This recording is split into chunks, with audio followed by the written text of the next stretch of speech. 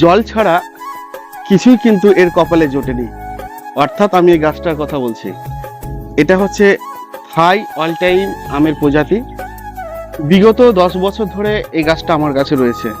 এর গাছের গোড়াটা একবার দেখাও, এবং টবের যে কোয়ালিটি একবারে নষ্ট হয়ে গেছে।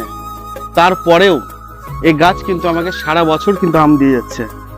আজকে নিশ্চয় আম পেকেছে, ওই কারণে আজকে একটু আম হারভেস্টিং করার জন্য নিয়ে এসছি এখানে। তো আপনাদেরকে দেখাবো। এই যে আমগুলো দেখছেন হয়েছে, এই আমটা কিন্তু অনেকটা আগে হয়েছিল। আমি আমটা পারছি, পারলে হয়তো দেখাতে পারবো আপনাদের।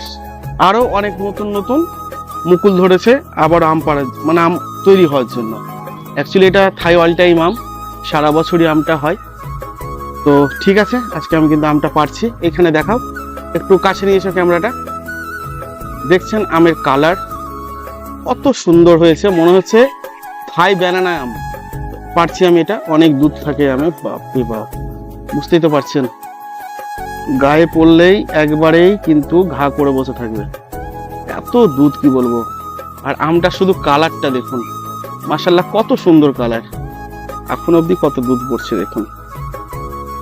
তো এই আম অনেকটা মিষ্টির পরিমাণ বেশি, টকের পরিমাণ কম, হালকা টক আছে। আর এই আমে কিন্তু আঁশ থাকে, কিন্তু থাকলে কি হবে, সারা বছর ধরে এই আম আপনাকে কিন্তু আম দিতে সক্ষম এই গাছ। তো যারা ছাদ বাগানে গাছ করেন বা মাটিতে গাছ করবেন, একটা থাই অল টাইম কিন্তু আমের প্রজাতি আপনারা অবশ্যই লাগাবেন। তাহলে কি হবে, আপনি সারা বছর গাছে আম পাবেন, আপনি পাকাও খেতে পারবেন, চাটনি করে খেতে পারবেন, এবং অতিথি যারা আসবে তাদেরকে অসময়ে যদি আপনি আম দিতে পারেন, তাহলে এর চাইতে আনন্দ আর কি হতে পারে।